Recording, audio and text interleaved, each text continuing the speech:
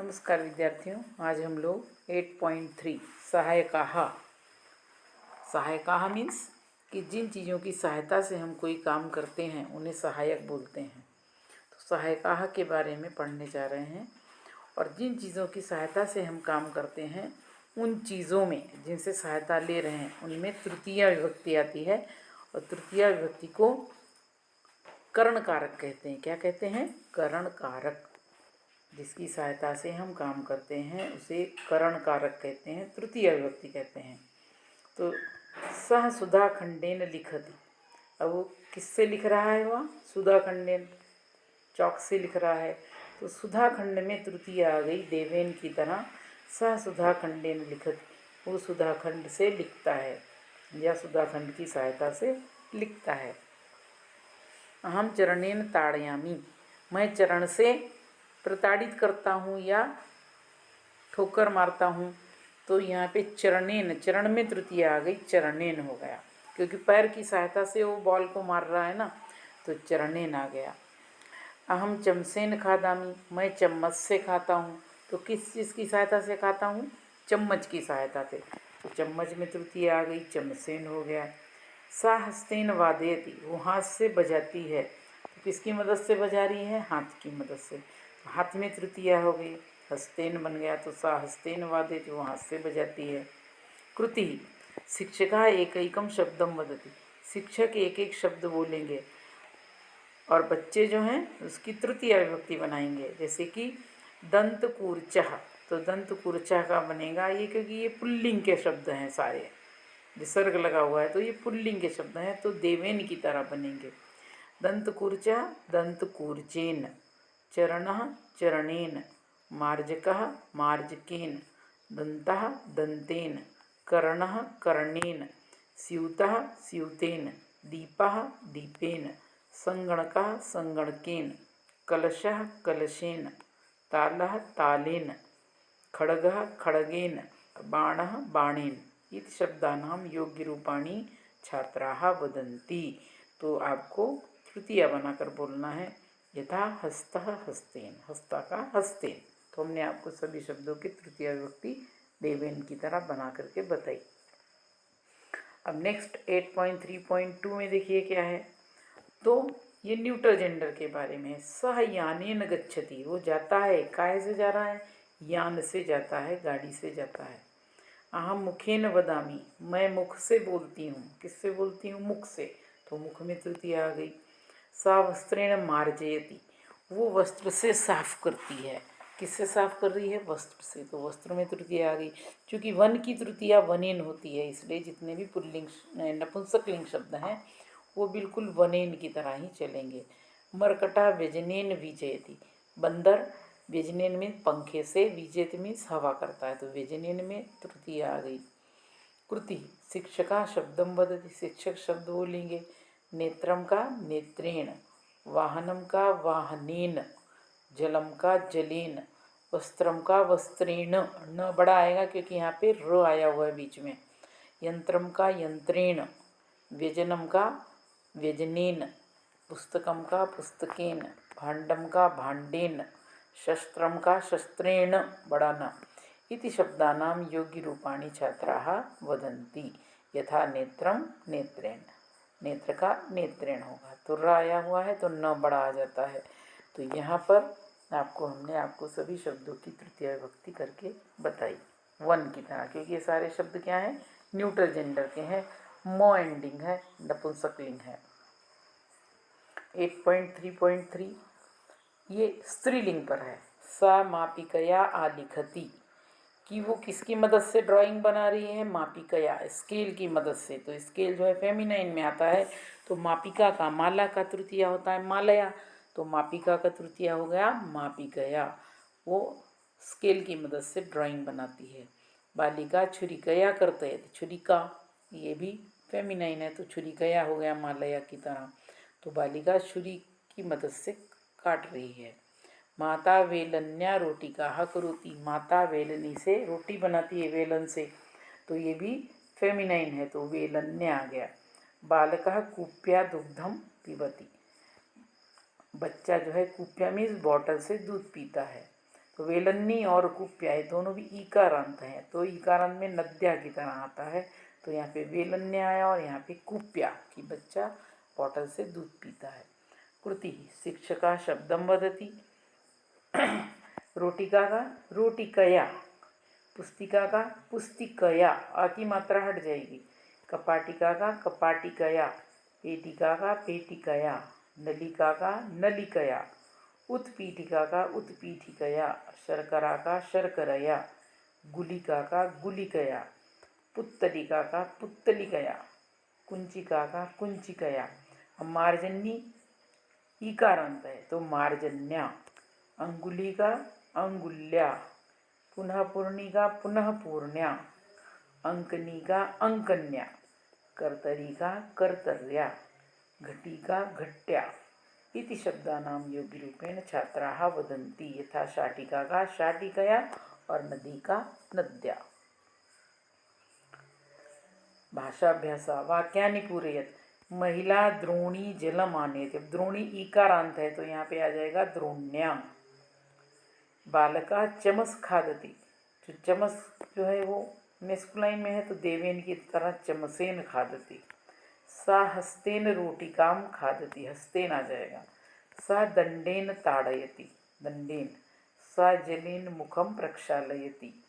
अहम कुंचिकया, क्योंकि फेमिनाइन है आकारांत है तो कुंचिकया मालया की तरह, आ की मात्रा हट जाएगी। कुंचिकया तालम उद्घाटयामि, कि मैं चाबी से ताला खोलता हूँ। तो कुंची का मतलब चाबी। तो इस टाइप से आपको ये जो ब्रैकेट में शब्द हैं उनका भी तृतीया ही लगानी है। इसके बाद में तृतीया विभक्ति में आता है सह, मतलब हम किसी के साथ बाजार जाते हैं, किसी के साथ पढ़ाई करते हैं, किसी के साथ कुछ भी करते हैं तो उसमें हमें तृतीया लगानी पड़ती है, जिसके साथ बाजार जा रहे हैं या जो भी है। तो मंदारः निनादेन सह खेलति, तो निनाद में तृतीया आ गई देवेन की तरह। तो मंदार निनाद के साथ खेलता है, सह में साथ में लिख लीजिएगा।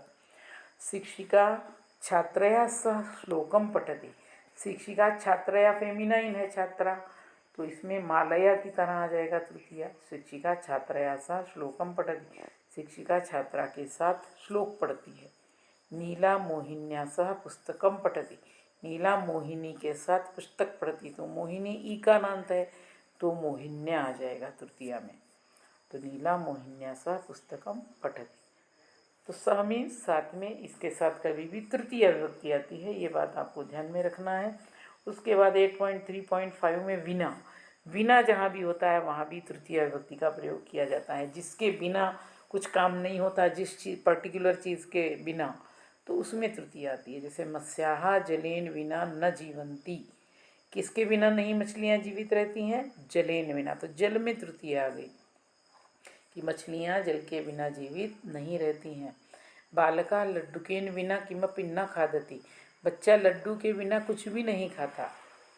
वृद्धा उपनेत्रेण बिना न पठति, और वृद्ध व्यक्ति उपनेत्र अर्थात जो उसका स्पेक्टिकल है, जो उसका चश्मा है, उसके बिना नहीं पढ़ता है। तो जिसके बिना कोई काम नहीं हो रहा है उस चीज़ में तृतीय आ जाती है। कृति शिक्षका छात्रान् प्रश्नम पृच्छति, कि शिक्षक छात्रों को प्रश्न पूछेगा। तुम केन सह क्रीडसी लिखसी, तुम किसके साथ लिखते हो। तुम केन सह क्रीडसी, तुम किसके साथ खेलते हो। तुम केन सह खादसी, तुम किसके साथ खाते हो। स्वमित्रस्य नाम योजयित्वा छात्रः उत्तरं वदति, अपने मित्र का नाम लगा करके छात्र उत्तर देंगे।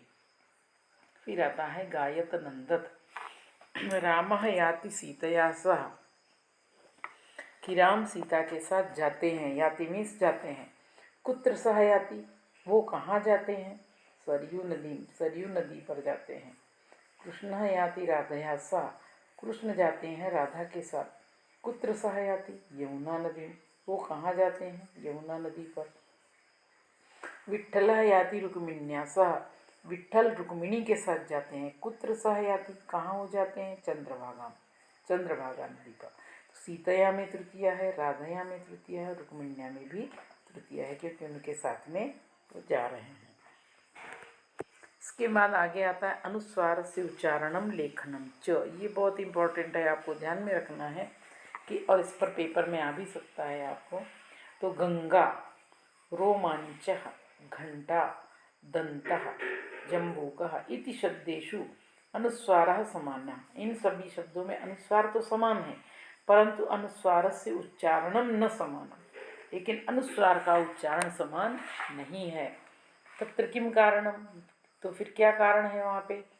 अनुस्वार से परे यह वर्ण तदनुसारम उच्चारणम भवति, कि अनुस्वार से परे, परे मीन्स अनुस्वार के बाद में जो वर्ण आता है उसके अनुसार उच्चारण किया जाता है।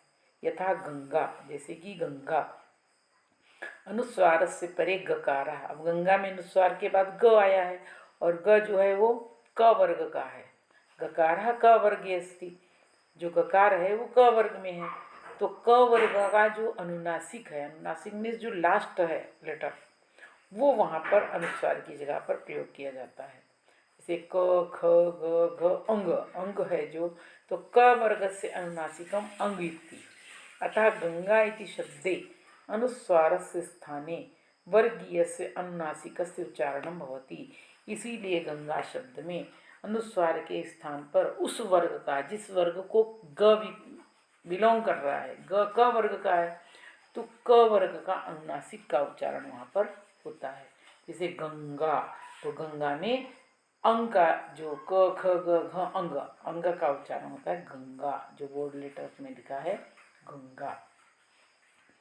तथैव रोमांचा, रोमांचा में अनुस्वार के बाद च वर्ग आया है, तो च छ ज झ य, इसका जो अनुनासिक है वो क्या है? य।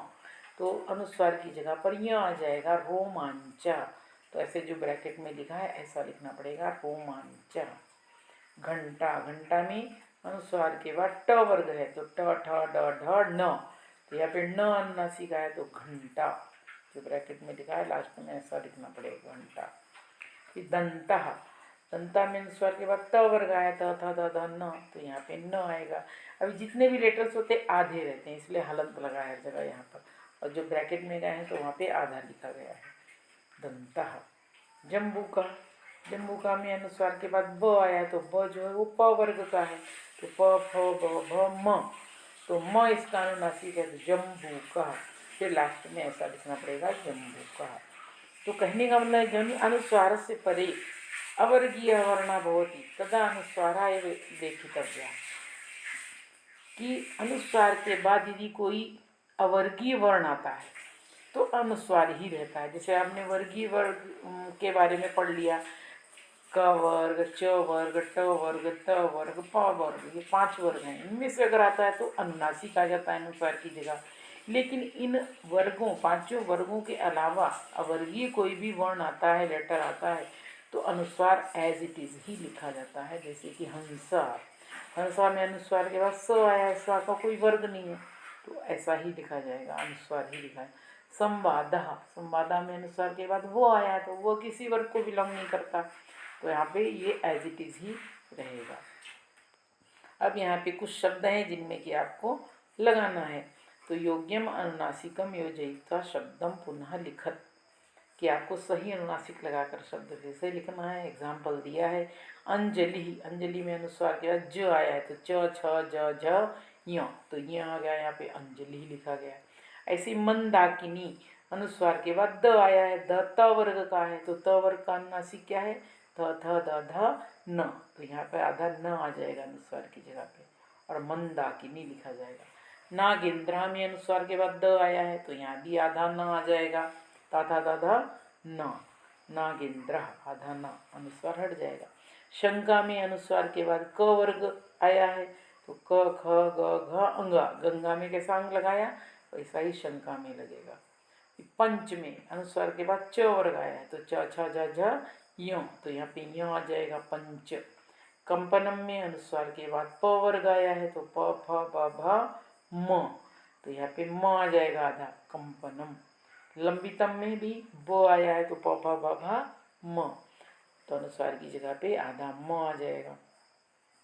भुजंगा, भुजंगा में अनुस्वार के बाद ग आया है, तो क वर्ग का है, तो क ख ग घ अंग, गंगा की तरह अंग लगा दिया जाएगा, अनुस्वार हट जाएगा। तांडवम में अनुस्वार के बाद ड आया है, टाठा डाढ़ा न, तो यहाँ न आ जाएगा आधा, तांडवम। संभ्रमा में अनुस्वार के बाद भ आया है, प फ ब भ म, तो यहाँ पे म अनुनासिक आ जाएगा, आधा म लिखा जाएगा। संभ्रम, ऐसे चंद्र में अनुस्वार के बाद द आया है तो ता था दाधा न अनुनासिक आ जाएगा, आधा न लिखा जाएगा अनुस्वार की जगह पे चंद्र। संख्या, संख्या में ख आया है, ख क वर्ग का है तो क ख ग घ अंग, तो अंग लिखा जाएगा यहाँ पे, जैसे गंगा में लिखा है तो संख्या।